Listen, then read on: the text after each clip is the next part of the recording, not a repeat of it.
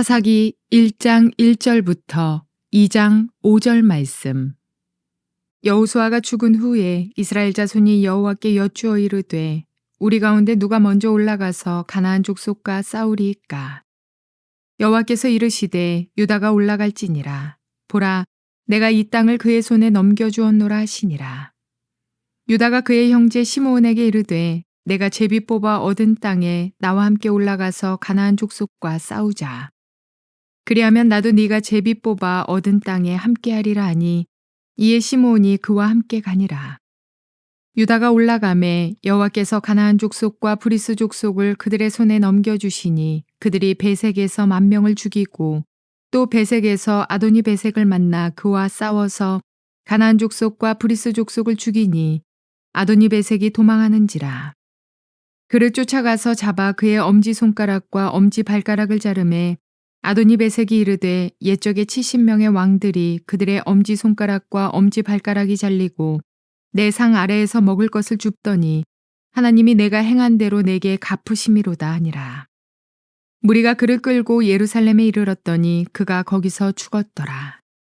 유다 자손이 예루살렘을 쳐서 점령하여 칼날로 치고 그 성을 불살랐으며 그 후에 유다 자손이 내려가서 산지와 남방과 평지에 거주하는 가나안 족속과 싸웠고 유다가 또 가서 헤브론에 거주하는 가나안 족속을 쳐서 세세와 아이만과 달메를 죽였더라.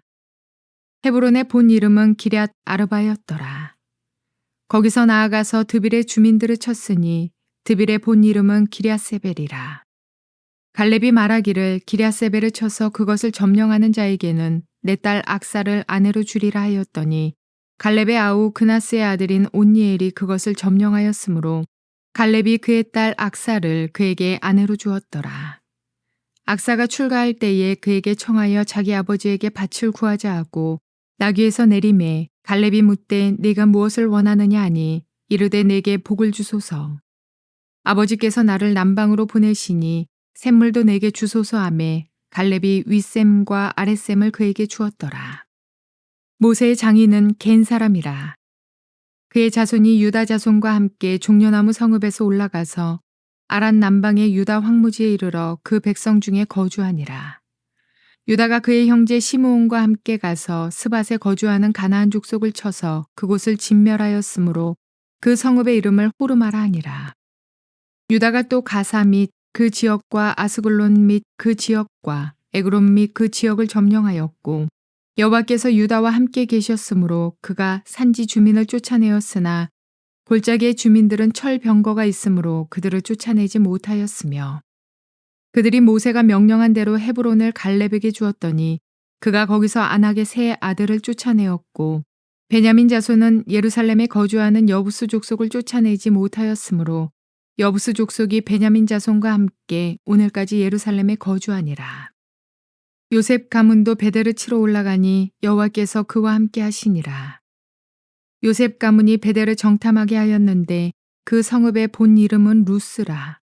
정탐꾼들이 그 성읍에서 한 사람이 나오는 것을 보고 그에게 이르되 청하노니 이 성읍의 입구를 우리에게 보이라. 그리하면 우리가 네게 선대하리라 하매 그 사람이 성읍의 입구를 가리킨지라. 이에 그들이 칼날로 그 성읍을 쳤으되 오직 그 사람과 그의 가족을 놓아 보내매 그 사람이 햇사람들의 땅에 가서 성읍을 건축하고 그것의 이름을 루스라 하였더니 오늘까지 그곳의 이름이 되니라. 므낫세가 베스안과 그에 딸린 마을들의 주민과 다아낙과 그에 딸린 마을들의 주민과 돌과 그에 딸린 마을들의 주민과 이블르함과 그에 딸린 마을들의 주민과 무깃도와 그에 딸린 마을들의 주민들을 쫓아내지 못하매 가나안 족속이 결심하고 그 땅에 거주하였더니 이스라엘이 강성한 후에야 가나안 족속에게 노역을 시켰고 다 쫓아내지 아니하였더라. 에브라임이 게셀에 거주하는 가나안 족속을 쫓아내지 못하매 가나안 족속이 게셀에서 그들 중에 거주하였더라. 스불론은 기드론 주민과 나할롤 주민을 쫓아내지 못하였으므로 가나안 족속이 그들 중에 거주하면서 노역을 하였더라. 아셀이 악고 주민과 시돈 주민과 알랍과 악십과 헬바와 아빅과 르홉 주민을 쫓아내지 못하였고 아셀 족속이 그 땅의 주민 가나안 족속 가운데 거주하였으니 이는 그들을 쫓아내지 못하였음이었더라. 납달리는 베세메스 주민과 베다낫 주민을 쫓아내지 못하고 그 땅의 주민 가나안 족속 가운데 거주하였으나 베세메스와 베나닷 주민들이 그들에게 노역을 하였더라. 아모리 족속이 단 자손을 산지로 몰아넣고 골짜기에 내려오기를 용납하지 아니하였으며 결심하고 헤레스산과 아얄론과 사알빔에 거주하였더니 요셉의 가문의 힘이 강성함에 아모리 족속이 마침내는 노역을 하였으며 아모리 족속의 경계는 아그라빔 비탈의 바위부터 위쪽이었더라. 여호와의 사자가 길갈에서부터 복임으로 올라와 말하되 내가 너희를 애굽에서 올라오게 하여 내가 너희의 조상들에게 맹세한 땅으로 들어가게 하였으며 또 내가 이르기를 내가 너희와 함께한 언약을 영원히 어기지 아니하리니 너희는 이 땅의 주민과 언약을 맺지 말며 그들의 제단들을 헐라 하였거늘 너희가 내 목소리를 듣지 아니하였으니 어찌하여 그리하였느냐. 그러므로 내가 또 말하기를 내가 그들을 너희 앞에서 쫓아내지 아니하리니 그들이 너희 옆구리에 가시가 될 것이며 그들의 신들이 너희에게 올무가 되리라 하였노라. 여호와의 사자가 이스라엘 모든 자손에게 이 말씀을 이름해 백성이 소리를 높여 운지라. 그러므로 그곳을 이름하여 복임이라 하고 그들이 거기서 여호와께 제사를 드렸더라. 좋은 날입니다. 성령님께서 오늘도 여러분들의 심령 가운데 큰 은혜와 평강으로 함께하여 주시기를 주님의 이름으로 축복합니다. 오늘 저는 여러분들과 함께 사사기 1장 1절부터 2장 5절까지의 말씀으로 하나님의 뜻과 다른 인간적 결정을 내릴 때라고 하는 제목으로 은혜를 나누기 원합니다. 우리는 하나님께서 우리에게 하나님이 하라고 하신 일들을 할 때 믿음을 가져야 합니다. 어떤 믿음입니까? 하나님이 하라고 하셨으면 끝까지 책임져 주실 거야. 하나님이 시키신 일이면 하나님께서 반드시 책임져 주실 거야. 이 믿음이 있어야 합니다. 그런데 우리가 처음에는 하나님 책임져 주실 거야.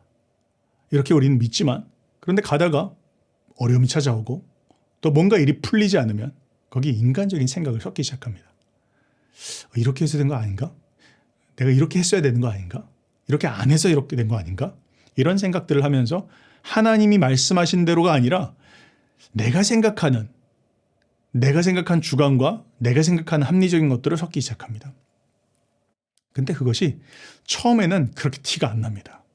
그런데 나중에 돼서 보면 이것이 엄청난 파멸적 결과를 가져오게 된다. 이것이 바로 사사기가 우리에게 이야기해주고 있는 메시지입니다. 자, 오늘 이제 여러분들과 보는 이 사사기 말씀은요, 두 개의 서론을 가지고 있습니다. 첫 번째는 1장 1절부터 해서 2장 5절까지가 하나의 서론이고 그 다음에 2장 6절부터 3장 6절까지인데요. 첫 번째는 외적인 이유에 대해서 다루고 있습니다. 이스라엘 백성들이 실패하게 된 외적 이유가 뭐냐? 그게 첫 번째 이유고 첫 번째 서론이고요. 두 번째 2장 6절부터 3장 6절까지는 내면적인 이유. 종교적인 이유라고 할 수도 있고 영적인 이유라고 할 수도 있습니다. 이 서론을 두 개로 나눠서 우리에게 이 실패의 원인이 무엇인지에 대한 부분들을 고발해주고 있습니다. 자, 여러분 우리가요 사사기를 읽을 때 사사기를 옛날 이야기처럼 읽지 맙시다. 기억나십니까? 제가 서론을 말씀드릴 때 말씀을 드렸습니다. 우리는 이것을 역사서로 읽죠. 그런데 유대인들은 이것을 예언서로 읽습니다. 예언서를 읽는다는 건 뭘 이야기합니까? 미래에 있을 이야기를 이야기한다는 게 아닙니다. 예언서라는 건 하나님의 말씀에 비추어서 오늘 내가 선 자리를 보라는 것입니다. 네가 지금 서 있는 그 자리가 하나님이 뜻하신 자리인지 하나님이 말씀하신 방향을 향해서 네가 바르게 서 있는지를 보라는 것입니다. 그게 예언서의 진정한 의미입니다. 하나님께서는 역사를 통해서 우리가 보기를 원하신다는 것이죠. 수천 년 전 과거에 있었던 역사 이야기 읽으라는 게 아니라 그걸 통해서 오늘 지금 네가 서 있는 자리가 어떤 자리인지 너는 지금 하나님 앞에 어떤 모습으로 서 있는지를 보라는 것입니다. 그것이 예언서의 진정한 의미입니다. 예언서를 바르게 읽는 방법입니다. 우리 그런 마음으로 사사기로 들어갔으면 좋겠습니다. 자, 오늘 시작은 이제 이렇게 시작합니다. 1절에 여호수아가 죽은 후에 이스라엘 자손이 여호와께 여쭈어 이르되 우리 가운데 누가 먼저 올라가서 가나안 족속과 싸우리이까. 이스라엘 백성들이 우리 가운데서 누가 리더가 되어서 우리를 이끌어줄 사람이 누가 되겠습니까? 라고 하는 것을 묻고 있습니다. 사실은요, 이 사사기의 중요한 그런 주제 가운데 한 가지입니다. 누가 진정한 왕이 될 것인가? 누가 우리의 왕이 될 수 있는가에 대한 그런 질문들을 사사기 전체는 계속해서 하고 있습니다. 당장 1장 1절이 그것을 지금 묻고 있습니다. 이후에 보면 하나님께서 유다 지파를 세우는 그런 모습들을 볼 수가 있습니다. 유다 지파를 통해서 다윗 왕이 나타날 것들을 암시하고 있고 또한 예수 그리스도께서 오실 것을 암시하고 있습니다. 2절 말씀에 여호와께서 이르시되 유다가 올라갈지니라 보라 내가 이 땅을 그의 손에 넘겨주었노라 하시니 유다 지파를 통해서 가나안 족속들을 하나님께서 진멸시키는 일들을 하나님께서 행하실 것이다라는 것을 분명히 하나님의 뜻을 밝혀주셨습니다. 명확하게 보여주셨습니다. 그럼 우리는 어떤 걸 기대하게 됩니까? 이제 유다 지파가 나가서 가나안 족속들과 싸우기 시작하고 그의 그런 어떤 훌륭한 모델들을 보면서 다른 지파들도 이제 각자 맡은 그런 지역에서 전쟁을 치러 가면 되겠구나라는 것들을 우리는 기대하게 됩니다. 그런데요. 3장으로 들어가면 1장 3절부터 21절까지의 말씀에 보면 이제 유다 지파가 먼저 올라가서 싸우는 그런 모습들을 봅니다.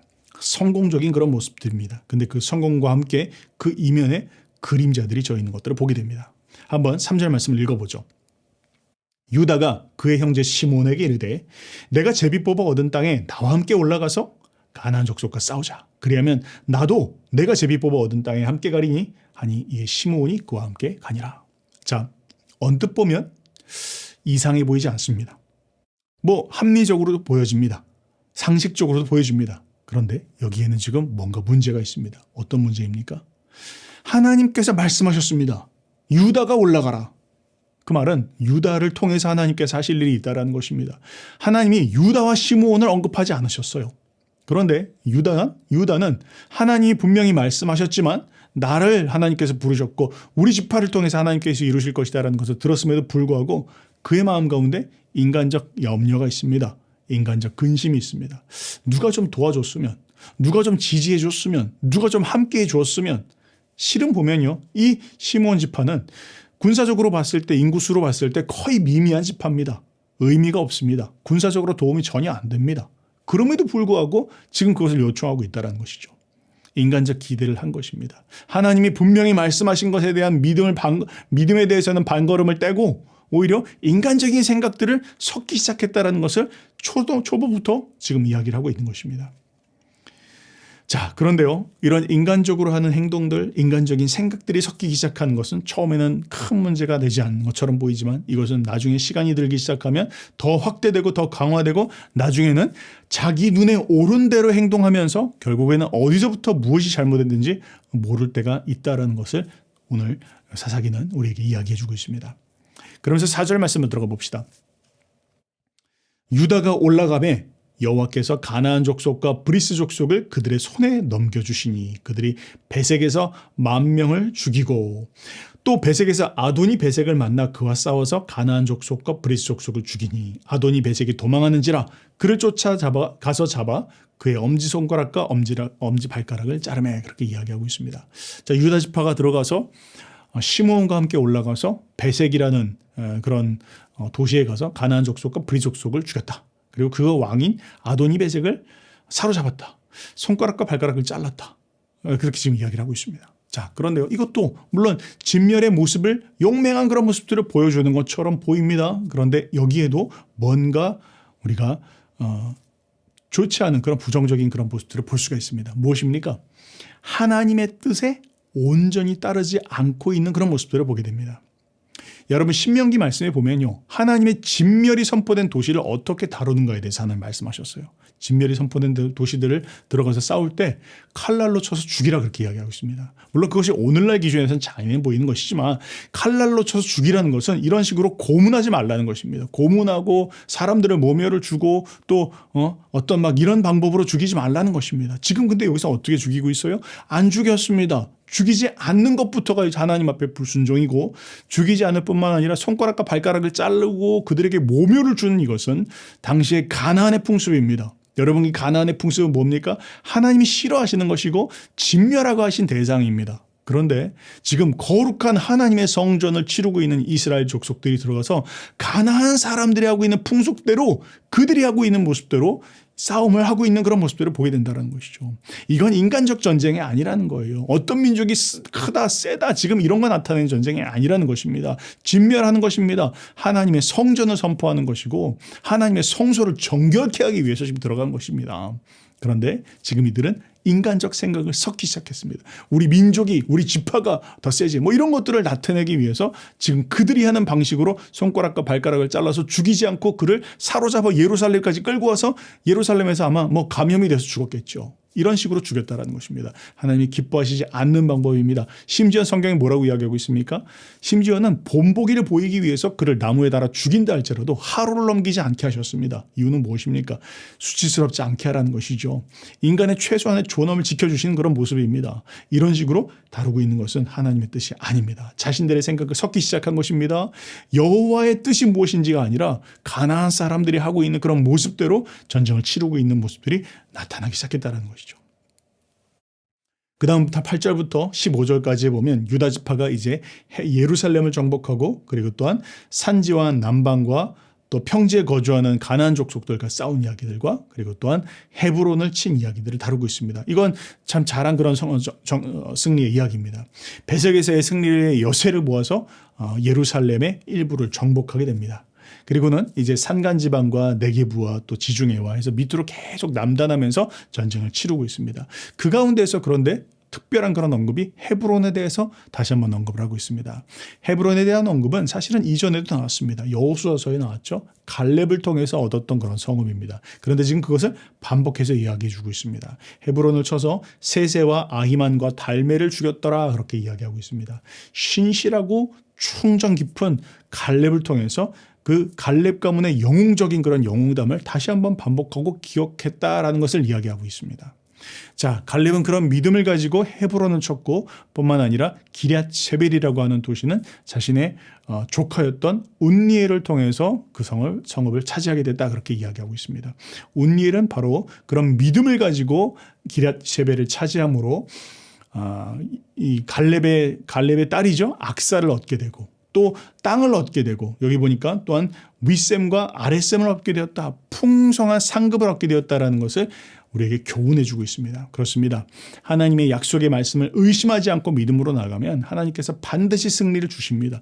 풍성한 상급을 우리에게 넘치도록 주시는 하나님이십니다. 믿음에 있어서 흔들려서는 안 되는 것입니다. 지금 그것을 우리에게 교훈해 주고 이야기해 주고 있습니다.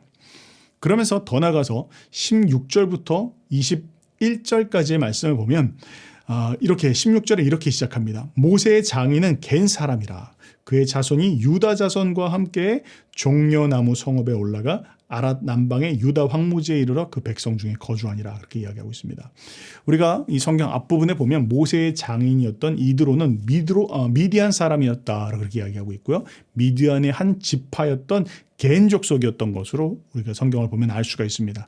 그런데 모세가 가나안 땅을 정복하러 들어갈 때 분명히 이 장인에게 함께 가자라고 그렇게 이야기를 했습니다. 그런데 장인은 나는 가고 싶지 않다라고 하고 장인이 함께 가지 않은 것으로 나옵니다. 그런데 지금 여기 본문을 보니까 아마 모세가 거듭해서 요청을 했던 것 같습니다. 그래서 이 겐 족속이었던 모세의 장인이 함께하게 되었고 그의 족속이 지금 이 전쟁을 치르는데 같이 동참했다라는 것을 여기서 우리는 볼 수가 있습니다. 여리고성 전투에 참여했던 것으로 보이고요. 그리고 여리고성 전투에 참여해서 1차적으로는 그 여리고성 근방 어디에 정착을 하였던 것 같고 그리고 거기만 머문 것이 아니라 함께 이 남방으로 쭉 내려와서 아라드라고 하는 그 성읍을 차지할 때에도 함께 전쟁을 치러서 2차로는 그곳 근방에 그들이 정착하게 되었다라는 것을 이야기합니다. 그래서 나중에 이 겐 족속은 유다 지파와 함께 섞여 살게 되어지고요. 그리고 함께 용맹하게 싸운 것으로 말미암아 이스라엘 백성들에게 대접을 받는 그런 모습들을 볼 수가 있습니다. 자, 여기까지요. 우리는 유다 지파가 이룬 승리에 대한 이야기들을 보게 됩니다. 비록 시므온 지파와 함께하는 것이 좀 부정적인 그런 모습들로 보이지만 또한 이 일을 이뤄감에 있어서 하나님의 뜻이 아닌 것으로 보여지지만 대체적으로는 유다는 첫 번째 주자로서 승리의 모습을 지금 보여주고 있습니다. 자, 그런데 문제는 지금부터 시작됩니다. 19절부터 마지막까지 보면 전혀 다른 그런 언급들이 나타납니다. 유다 지파뿐만 아니라 베냐민 지파 21절 그리고 27절에 므낫세 지파 29절에 에브라임 지파 또 스불론 지파, 아셀 지파, 납달리 지파 이들이 계속해서 어떻게 점령하였는가에 대한 기록들을 기록해 놓고 있는데 거기에 대해 반복되어져 있는 표현이 있습니다. 그게 뭐냐면 쫓아내지 못했다 혹은 쫓아내지 않았다라고 하는 그런 표현이 반복해서 나타나고 있다는 것입니다. 자, 그런데요, 더 정확하게 보면 쫓아내지 못했다라고 이야기하면 이건 힘이 부족해서 쫓아내지 못한 것이죠. 그러나 히브리어 문구를 더 정확하게 우리가 보면 거기서는 내쫓지 않았다, 쫓아내지 않았다라고 그렇게 이야기하고 있습니다. 여러분, 쫓아내지 않은 것은 무엇입니까? 하나님이 분명히 말씀하셨는데 그것을 의도적으로 쫓아내지 않았다는 것입니다. 이건 불순종입니다. 하나님의 계획에 반하게 그들이 행동하기 시작했다라는 것이죠. 그러면서 어떤 지파는 19절에 보니까 철비한 것 때문이었습니다 라고 이야기하는 사람들도 있었다라는 거예요. 여러분 기억나시죠? 이전에 여호수아가 땅을 분배하고 났을 때 요셉 지파, 큰 지파였음에도 불구하고 산간지방으로 올라가서 저들을 물리쳐라 라고 이야기했더니 저희 있는 사람들은 철비한 것을 가지고 있어서 우리가 못합니다. 그렇게 이야기했었던 거 기억나시죠? 지금 그것을 반복하고 있습니다. 그런데 여러분, 문제는 무엇입니까? 하나님께서 함께 하시면 하나님이 하라고 하시면 무기는 문제가 아닙니다. 무기 때문에 싸우지 않는 게 아니래요. 문제는 무엇입니까? 문제는 영적인 이유입니다. 이들이 승리하지 못한 것은 하나님을 향한 믿음 가운데서 나가야 되는데 그 하나님에 대한 믿음이 흔들리기 시작했다는 것입니다. 우리의 삶의 현장과 사역의 현장에서도 마찬가지라는 것입니다. 하나님이 우리에게 분명히 말씀하신 것이 있습니다. 하나님이 하라고 하신 일이 있습니다. 우리는 그것을 하나님이 하라고 하시면 그 일을 분명히 이루어 주실 거야. 하나님 하라고 하시면 하나님 책임져 주실 거야. 이 생각을 우리는 처음부터 끝까지 붙잡아야 합니다. 인간적인 생각을 섞어서는 안 됩니다. 나가면서 하다가 보면서 하나님만 바라보다가 그것이 아니라 내 인간적인 연약함도 보고 혹은 환경적인 그런 어려움도 보고 그러면서 이렇게 해야 되지 않을까? 이렇게 해야 되지 않을까? 저 사람이 날 도와줄 수 있지 않을까? 라고 이런 생각들을 하기 시작할 때 우리는 점점 인간적인 생각 안에서 인간적인 결정을 하기 시작하고 그것이 탈선을 낳기 시작한다는 것을 우리 명심해야 할 것입니다. 뭐라고요? 하나님이 시키신 일은 하나님 반드시 책임지십니다. 이 마음으로 우리는 주의 일들을 감당해야 된다는 것이죠. 자, 그러면서 이제 22절부터 36절까지는 유다 지파에 이어서 요셉 지파가 올라가는 그런 모습들을 볼 수 있습니다. 여러분 기억나십니까? 유다 지파도 큰 그런 지파였고요. 또 다른 지파가 바로 요셉 지파입니다. 에브라임과 므낫세 지파, 이 두 지파가 함께해서 요셉 자손들 그렇게 이야기를 하죠. 이 두 지파가 메이저 지파입니다. 다른 지파들은 좀 작은 지파들입니다. 이들이 어떻게 하느냐가 굉장히 중요하다는 것이죠. 그런데 지금 요셉 지파의 모습에 대해서 이야기하고 있습니다. 22절부터 27절까지에 보니까 요셉 지파가 베델을 정복한 그런 이야기들을 하고 있습니다. 자, 요셉감은 에브라임과 므낫세 지파를 함께 부르는 그런 표현인데요. 이들이 함께 베델을 정복하게 되는데 이 베델을 정복하는 이야기도 한번 살펴보면 좀 뭔가 이상한 부분들이 있습니다. 마치 지금 베델 성읍을 정복하기 전에 정탐꾼들을 보내고 정탐꾼을 보낸 다음에 이 성으로 들어가는 곳이 어디냐, 만약 너희가 그것을 우리에게 알려주면 크게 보상할 것이고 또 너희를 치지 않을 것이다, 이렇게 약조하는 그런 모습들을 볼 수가 있습니다. 이거 어디서 많이 본 것 같죠? 네, 우리 여리고성을 정탐할 때 그때 라합과 했었던 이야기와 비슷해 보입니다. 그런데 결정적으로 다른 한 가지가 있습니다. 그건 무엇입니까? 이들의 고백이 없습니다. 이 베델성 사람들의 회개의 고백이 없다라는 것입니다. 돌이키고자 하는 마음, 여호와가 어떤 분이고자 하는 그런 고백이 없습니다. 그냥 덜컥 너희들이 나를 도와주면 널 치지 않을게 라고 하는 그런 약속들을 하기 시작했다라는 것이죠. 결과는 어떻게 되어 있습니까? 그 결과는 이 살아남은 사람들이 햇사람들이 살고 있었던 땅으로 가서 성읍을 세우고 그곳의 이름을 베델의 옛 이름 루스라고 하는 그런 옛 이름으로 붙이고 그들이 거기서 이제 살게 되었다라는 것입니다. 요셉 지파들이 자신들이 하나님이 주신 영토에서 이들을 진멸하지 못하고 이들이 같이 섞여 살게 되던 원인을 제공하게 되었다라는 것을 지금 이야기하고 있는 것입니다. 하나님이 말씀하신 것을 우리가 얼마나 민감하게 듣고 하나님의 뜻이 무엇인지를 알고 그것을 따라 순종해 나가는 것이 얼마나 중요한지를 우리는 다시 보게 됩니다. 27절부터 36절까지는 그렇게 해서 북쪽 지파들이 쫓아내지 않은 가나안 사람들에 대해서 이야기를 합니다. 당연히 그렇죠. 유다 지파 또 요셉 자손들, 이 큰 그런 자손들이 앞에서 본을 보여주지 못하게 되니까 나머지 자손들도 줄줄이 가나안들을 내치지 않고 그들과 함께 사는 그런 모습들을 보게 됩니다. 그런데요, 한 가지 중요한 이야기를 하고 있습니다. 뭡니까? 몰아내지 않은 그 이유에 대해서 오늘 사사기는 고발해주고 있어요. 그게 무엇이냐, 보니까 28절에 이렇게 이야기합니다. 이스라엘이 강성한 후에야 가나안 족속에게 노역을 시켰고 다 쫓아내지 아니하였더라. 뭐라고요? 하나님께서 분명히 진멸하라고 하셨는데 진멸하지 않은 이유에 대해서 이야기를 해주고 있어요. 이유가 무엇이죠? 그들을 노예로 삼고자 하였다라는 것입니다. 여러분, 이것은 그냥 쉽게 넘어갈 수 있는 이야기가 아닙니다. 노예로 삼고자 했다는 건 뭐예요? 이건 굉장히 심각한 것이죠. 이 전쟁은 무엇이죠? 이 전쟁은 하나님의 성전입니다. 하나님의 성소를 정결케 하기 위해서 하나님께서 거룩한 성소를 만들기 위해서 이스라엘 백성들을 도구로 삼으셔서 그 땅을 지금 청소하고 계신 거예요. 그런데 지금 어떤 일을 하고 있는 거예요? 이들은 지금 생각하기에 죽고 죽이는 전쟁, 약탈하는 그런 전쟁, 또 정복하는 그런 전쟁, 세상적인 전쟁으로 이 전쟁을 타락시키고 있는 것입니다. 하나님은 분명히 그 성전으로서 이들을 심판하기 위한 도구로 이들을 사용하고 있는데 그 도구로 쓰임받고 있는 자들이 그 땅에 있는 사람들과 함께 경제적인 이유 혹은 약탈적인 그런 이유, 정치적인 이유, 그러면서 이 전쟁의 의미를 완전히 훼손시키고 있다는 것입니다. 이게 굉장히 중요한 부분들입니다. 하나님의 뜻은 무엇입니까? 하나님은 이 땅을 거룩한 성소 삼기를 원하십니다. 제사장 나라를 만들어 가셔야 합니다. 그래서 이스라엘 백성들을 통해서 온 세상 가운데 하나님이 어떤 분이신지를 알리셔야 됩니다. 그리고 이 땅에 있는 사람들에게는 하나님께서 무려 수백 년의 시간 동안 회개할 수 있는 시간들, 돌이킬 수 있는 시간들을 허락하셨습니다. 그러나 땅이 토해낼 수밖에 없는 그런 상황에 이르기까지 이들은 극심한 죄악 가운데 빠져 있었습니다. 하나님의 카이로스의 시간, 심판의 때가 되었습니다. 하나님께서 이스라엘 백성들을 통해서 심판하셔야 되는 그 순간이었습니다. 근데 그때 이스라엘 백성들이 인간적인 생각들을 섞기 시작했다는 것이죠. 여러분들은 어떻게 생각하십니까? 하나님께서 자비가 없는 하나님이라고 생각하십니까? 하나님께서 온 인류가 함께 서로서로 잘 사는 거 그거 몰라서 지금 이렇게 하신 것일까요? 그것이 아닙니다. 이것은 하나님의 전쟁이기 때문입니다. 하나님의 평화를 싫어서 하시는 그냥 전쟁을 좋아하시는 그런 신이기 때문이 아닙니다. 그런데 더 이상 하나님의 인내의 시간이 끝났고 하나님의 심판의 때가 되었기 때문에 하나님이 치루시는 일들을 하시는데 이스라엘 백성들이 그 일에 있어서 반기를 들기 시작했다라는 것을 이야기하고 있습니다.